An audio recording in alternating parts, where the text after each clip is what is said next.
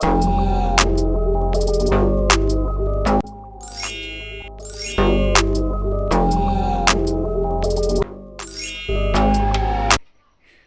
বন্ধুরা, hand embroidery শিখতে গেলে বেসিক কি লাগবে সেগুলো আজকে আমি আপনাদের হাতে করে দেখিয়ে দেব।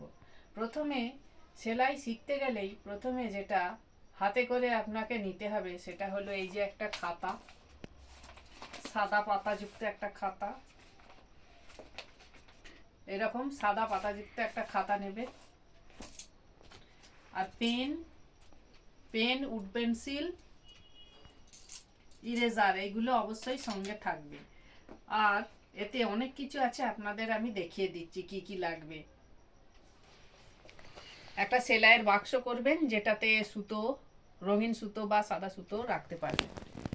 তারপরে লাগছে খাতা, পেন, পেন্সিল দেখিয়ে দিয়েছি। তারপরে লাগবে এরকম একটা সাদা টোটা, আর লাগবে রঙিন সুতো, একটা মাপার জন্য টেপ বা ফিতা, আর একটা সুতো কাটার জন্য ছোট কাঁচি, একটা এরকম একটা 12 ইঞ্চি স্কেল, আর লাগবে এরকম সাদা কাপড়।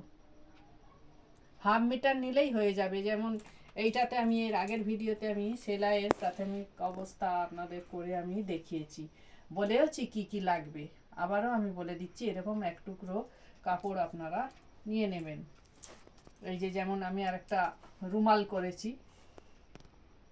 শিখতে গেলে প্রথমেই আপনারা কিন্তু সাদা কাপড়টা ব্যবহার করবেন, শেখার পর রঙিন কাপড় ব্যবহার করবেন। আর নিতে হবে ফ্রেম। তাহলে বন্ধুরা আমি সবই দেখিয়ে দিয়েছি কি লাগবে বেসিক সেলাইটা শিখতে গেলে। এই যে দেখুন, আমি আপনাদের কত সহজ করে এখানে দিয়েছি। এই জিনিসগুলো অবশ্যই হাতের কাছে রাখতে হবে হ্যান্ড এমব্রয়ডারি শিখতে গেলে। এগুলো ছাড়া সেলাই একেবারে অসম্পূর্ণ থেকে যাবে, কেন এইগুলো দিয়েই তো আমরা সেলাই করব। আর উড পেন্সিল শুধু রাখলেই হবে না, উড পেন্সিল কাটার জন্য শার্পনার রাখতে হবে, মোছার জন্য ইরেজার রাখতে হবে, আর মাপার জন্য টেপ বা ফিতাটা অবশ্যই আমাদের। আর এটা একটা সাদা কালারের পেন্সিল, এর লেখাটাও সাদা পড়বে, কারণ যখন আমরা কোনো ডিপ জিনিসে ফুল লতা পাতা আঁকবো তখন এই সাদা কালারের পেন্সিলটা প্রয়োজন। আর লাগবে কার্বন পেপার আর ট্রেসিং পেপার।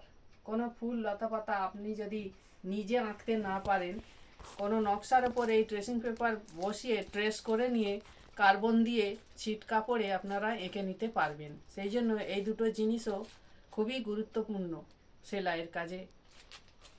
আর বন্ধুরা, তাহলে ছুঁচের কথা তো বললামই না।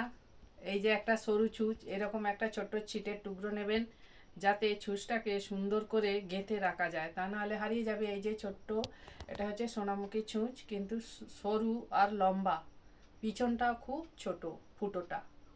আর একটা এর থেকে মোটা একটু ছুঁচ নিয়ে রাখবেন, বাই চান্স হারিয়ে গেলে কিংবা যখন মোটা সুতোর কাজ হবে ওই মোটা ছুঁচটা লাগবে। একই মাপের কিন্তু ছুঁচটা একটু মোটা হবে।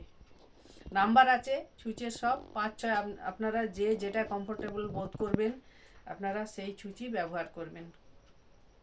তাহলে বন্ধুরা, আপনাদের সাথে আমার বলা হয়ে গেল সেলাইয়ের জন্য কি লাগবে। বিশেষ করে হ্যান্ড এমব্রয়ডারিতে এইগুলো তো অবশ্যই লাগবে। এছাড়া আরও অনেক কিছু আছে বন্ধুরা। উল বোনার বেসিক যে শিক্ষাটা আমি সেটা দেব। উল কাঁটা, উল, তারপরে পাপোশ বোনার জন্য পুরানো কাপড় ফেলে না দিয়ে সেই কাপড় দিয়ে কীভাবে পাপোশ বুনতে, আমি অনেক কিছুই শেখাবো বন্ধুরা। যখন শেখাবো পাপোশ, তখন সেই উল কাঁটার নাম্বারও আমি বলে দেব। কেমন বন্ধুরা? তবে আজকের মতো গুড নাইট। আবার দেখা হবে নতুন কোনো সেলাইয়ের ভিডিও নিয়ে। আপনারা সকলে ভালো থাকবেন। এই শীতেতে জমিয়ে খাওয়া দাওয়া করুন, আর জমিয়ে পিকনিক করুন, চারিদিকে ঘুরতে যান, বেড়াতে যান, আনন্দে থাকুন।